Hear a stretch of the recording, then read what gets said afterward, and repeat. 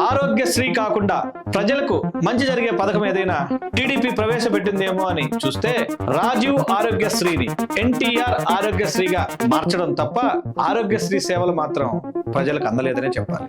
ఆరోగ్యశ్రీని పక్కన పెట్టండి, పోనీ ఆంధ్రప్రదేశ్ లోని గవర్నమెంట్ ఆసుపత్రులు ఏమైనా మెరుగుపరిచారా? ఒకసారి చూడండి.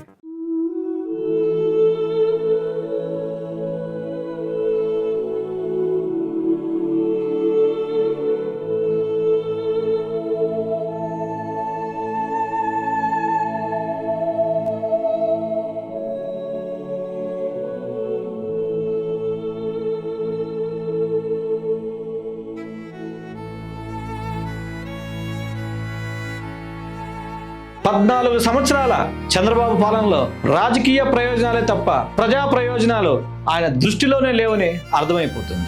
ఇంతకన్నా గొప్పగా ఏం చేశాడో నాకైతే కనపడటం లేదు. మీకేమైనా తెలిస్తే చెప్పండి.